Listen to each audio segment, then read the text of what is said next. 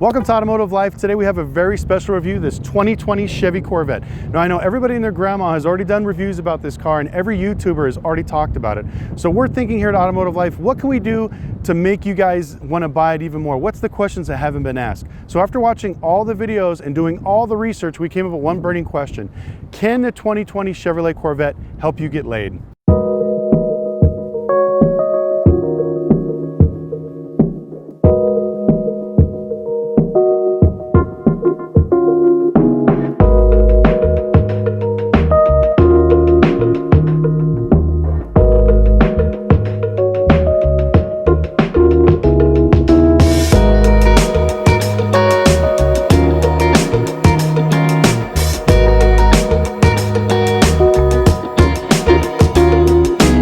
Now, before we answer that question, I want to go a little bit over the new design of the Corvette. Now, when Chevy came out saying that they were going to redesign the Corvette completely for 2020, the internet lit on fire. All these people were like, what are you talking about? You're putting the motor in the wrong place, blah, blah, blah. You ruined the Corvette, heritage, America. These people pretty much ruined all the internet blogs about the new Corvette. They were just very upset and very on fire. I think what they did was truly genius. And one of the things that we're going to talk about is why Chevy decided to redesign the Corvette, because they said it's because of the mechanical limitations of the vehicle. With having a front-mounted motor being rear-wheel drive, you couldn't do any more, which I believe is 50% true and 50% bull.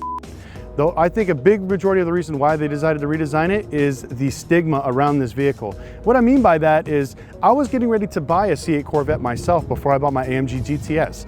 The numbers were amazing, the looks were amazing, the price was outstanding, and I was like, everything basically checks all the boxes. But I had one envision over and over again. I'd be pulling up to a nightclub here in Las Vegas on a Friday night. I'd swing open my door. Everybody that's waiting in line would look at me. I would step out of my car and I imagine myself wearing white New Balance shoes, blue jean shorts, and a white t-shirt with a beer gut hanging out. Now, when I think of a Corvette owner, that's what we think about. And if you don't believe me, you should Google it, because that's all you're gonna see all over the internet. And this particular stigma of being an older guy or it's a midlife crisis vehicle really detoured a lot of younger people from buying the vehicle. But after they decided to do the redesign, it speaks to everybody. The affordability of this vehicle, the way it looks. So Chevy hit it out of the park. They're like, okay, how are we gonna appeal to the younger generation? People's 25 to 40 years old. They're gonna make it extremely sporty. People are gonna want it. They're gonna put the engine in the right place, a mid-engine setup. So this way, a lot of the baby boomers that are solid Corvette people are not gonna want it because of the drivetrain change. Also on top of that, our generation, just about everybody has $100,000 in student loans. They're gonna make it affordable, starting at $59,000. Now we're gonna start in the front, and that's one of the favorite things I love about the new Chevy Corvette is the styling of it. It's just very sleek, very modern. A lot of people bash on it. They say, oh, it looks like a Ferrari. Anything's gonna look like a Ferrari if you have to shorten the front end and put your headlights here and make a trunk this way. They said it about McLaren, they said it about Lamborghini, they all copy each other. There's so many designs you can do when you have a mid-mounted engine, and this unfortunately is one of the looks. Now, I believe they changed up their styling quite a bit.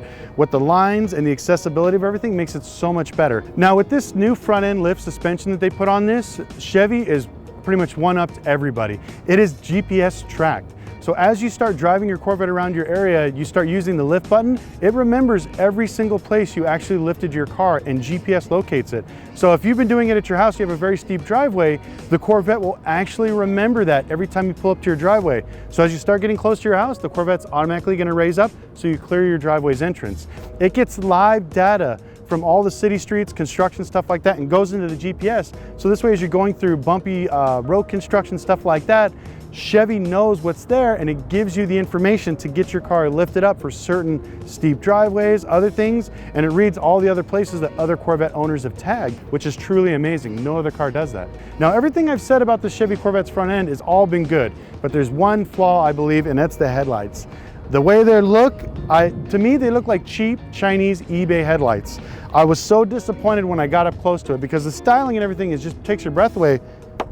But when you see these cheap plastic lights, it kind of ruins the effect of the vehicle. I figured they'd put more fancier LED headlights, maybe real glass, something a little bit more upper end, maybe high scale, maybe a little more technology driven.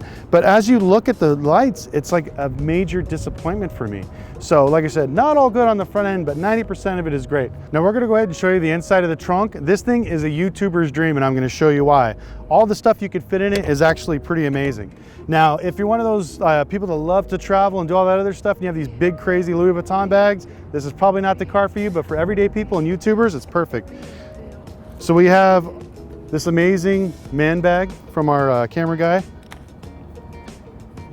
We have my laptop, and then we have my camera bag with all my stuff.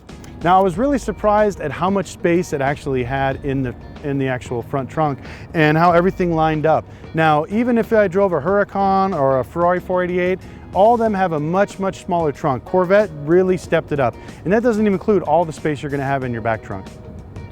Now, we're gonna go ahead and start over on the rear side. And like I said, I'm gonna tell you the good, the bad, and the ugly. Just first of all, looking at it, it just looks awesome. The way the exhaust is out on the sides, no longer in the center. I actually like that a little bit better. The rear diffuser is extremely aggressive in the back wing. So if you buy this, you definitely gotta get the Z package. Don't buy just the super base one unless you plan on putting the crazy carbon fiber wing. I absolutely love the taillights. I think they hit it out of the park. A lot of the older crowd was upset that they got rid of the circle headlights, but that's okay. What they did is truly awesome. Now, everybody's already shown how you put the target top in the back and everything else. You know, we're gonna go ahead and pop the motor to show you a little glimpse of the motor, and then we'll finish up with what I don't like about the back end. Now, we've already showed you the front trunk, and the back trunk has an amazing amount of space. I'm truly shocked. We have our camera gear back here. We have a tripod bag that's about the same size as a golf bag, and it fits in here no problem. Now, like I said, the actual target top does fit in the back, which it's shown a million times, so I'm not even gonna waste my time. But the big thing is the engine. The 6.2 liter V8 pushing out 495 horsepower just sounds amazing. A lot of people are very upset that it doesn't rev as high and they wanted it to rev higher. But to be honest with you, as we were driving it, the way it felt and the way it sounded, it was awesome. I don't see why people are complaining about this. You know, I figured if they were gonna throw anything under the bus, it would be the fact that there was no manual transmission. Now, everything on the new 2020 Corvette is actual functional. So the side vents here are actually made to blow the air out, to cool the engine. Same thing with the ducts on here. The one thing I don't like about the rear end of the new 2020 Corvette is the glass. It's like, it's so tiny. Why didn't you show more of the engine? They made such an impressive thing, but the glass is extremely small. Even from this angle, I bet you can't even see the motor. Nobody can. There's no lights in there, it's hard to see. It's like having a really hot girlfriend, taking her out and putting a paper bag on her head. Everything on the side I pretty much like. You know, the wheels look great. I actually prefer these compared to the Trident, whatever 10 spoke. You're paying a lot more money for wheels that are not really good. I'd rather just pay the extra money, get a really sharp set of aftermarket wheels. The mirror, actually the way it hangs out and how much vision and clearance it gives you, I actually really like. I thought it'd be a lot harder to see in this new Corvette, but the visibility is actually really good. I love the side scoop. Just the fact that it's an actual real functional side scoop, not something that just makes it look pretty. Now, one thing I don't like is the actual gas cap. Just the way it's laid out here, I don't like it at all. It kind of messes up the streamlined look of the vehicle. So if they took all this extra time in hiding the door handles, why did they put a gas cap here? Why not set it on top of here? Or if they made it an accent piece, make something out of brushed aluminum, something to bring the eyes to it, like a good focal point. Now, we're gonna go ahead and start talking about the inside of the vehicle, but before we do, I'm giving you guys a big heads up. If you are on the little bit of the heavier side, or if you're fat, or you enjoy ho-hos and Twinkies too much, this vehicle is not for you, my friend. As we start squeezing in the interior, I'm gonna show you that this thing is not designed for fat people. You think that. You got the seats basically hugging you from the sides, bolster pushing you in. You got the center console pushing you this way, and the door pushing you this way. This is almost like a push-up bra for your muffin top. So if you are a heavy set dude, this is probably definitely not the car for you. But if you are gonna buy it, and you are, just get ready for that. Now, after driving the Corvette for about 15 minutes now, I can tell you right now, I love as far as everything's laid out in the interior. The way the AC is set up here on the center console, the materials they use, like I said, the seats are extremely comfortable. The layout is great. Now, a lot of people were complaining that the 7-inch center screen is not big enough, which I think for this size of cockpit and the way everything's laid out, I think it fits perfectly. You don't want a giant iPad sitting out in the front of your vehicle. You need that visibility. They shortened that front end about 1.5 feet, and now you got this great view and clearance of everything out on the front of the road. So, especially the way the suspension feels right now, it feels very smooth. I'm actually really impressed. A lot of people said that it felt extremely rough, but compared to my AMG GTS, which is a Mercedes on the luxury end, it's way better. I mean, we went over really bumpy roads here. Vegas is under a lot of construction, and it just it's just smooth. I can't even explain it. Now, as we're driving down Las Vegas Boulevard, we're getting a lot of attention, a lot of looks. And a few people that we asked had no idea this was a Corvette while we were filming. So just the fact of people actually stopping and staring really shows that Chevy truly stepped up their game when they designed the new 2020 Corvette. And I am really, really impressed with everything so far. Now, I gotta give my honest opinion. There's only two things that I don't like as if we sit here. The seat has this weird angle where your legs are pretty much pushed up towards the steering wheel. Now, this is not really the big deal for me. I'm around 5'10", 5'10 and a half, so I still have plenty of knee space. But if you were above a 6'3" range, with that angle of the seat, your knees are gonna be rubbing on the steering wheel. So if you are a little bit of a taller guy, make sure that you drive the vehicle and actually see if your legs are gonna fit. And if you're a heavy set guy, your gut or your biff, which is your butt in the front, is gonna be rubbing on the steering wheel, just to give you a heads up. There's not that much clearance. I don't know if you can see it in the camera.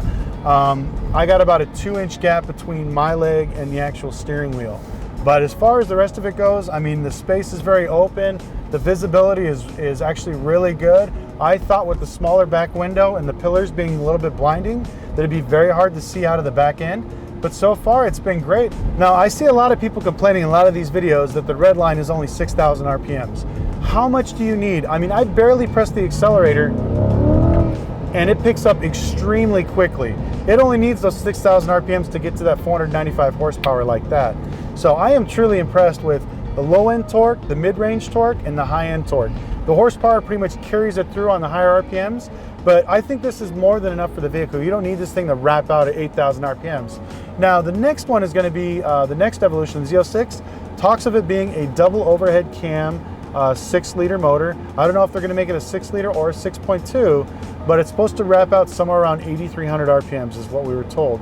And then if they are truly going to make the Zora, it's either going to be a supercharged V8 that's going to be close to about 800 to 900 horsepower, or they're actually going to go with a 500 horsepower 550 gas motor in the back and a hybrid system up front to make it all-wheel drive. Only time will tell, but that's something we got to look forward to. Now, this definitely reminds me of an Audi R8 and an AMG GTS as far as the comfort of driving it. You know, it's not very loud on the outside, a very smooth ride. It's something you want to get from an everyday driver of a sports car or an exotic car, and you get that with the Chevy Corvette. Okay, we're here in front of the Las Vegas sign, and we want to get people's real opinion on the new Chevy Corvette. What's your name, brother? My name's Dylan. Dylan, what do you feel, or what's your opinion on the new Corvette? I think it's a badass car, honestly. It's pretty remarkable what they've been able to accomplish. You know, it being, you know, dual clutch rear, you know, rear engine vehicle, rear engine vehicle, yeah. Now, one of the things that was interesting, what he told me off camera, was you actually worked for Chevy, correct? Yeah, worked for Speedway Chevrolet in Monroe, Washington.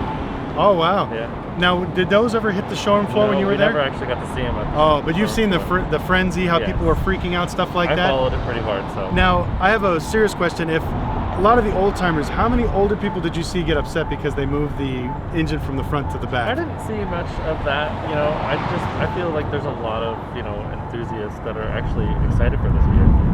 That is awesome. Yeah, a lot of the stuff that we've been hearing is like, you know, it's like a 50-50 split. You got those people that are so excited about the new vehicle and how the new design is, and you get those other people that are upset that we're ruining the Corvette and blah, blah, blah. So it's nice to hear from other people, especially since you have a little bit of an automotive background, your input on everything. If you were to get $60,000 and you had it just free chump change in your pocket, would you buy this or would you buy another car? No, this is the one, American made all the way. Awesome. Absolutely. Now, are you upset about them moving the motor from the front to the back, or you are with it? I'm for it. I'm for it. You got to evolve, man.